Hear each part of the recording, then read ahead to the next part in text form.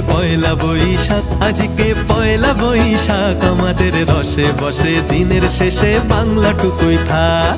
পয়লা বৈশাখ, আজকে পয়লা বৈশাখ, আমাদের রসে বসে দিনের শেষে বাংলাটুকুই থাক। পয়লা বৈশাখ, আজকে পয়লা বৈশাখ, আমাদের রসে বসে দিনের শেষে বাংলাটুকুই থাক।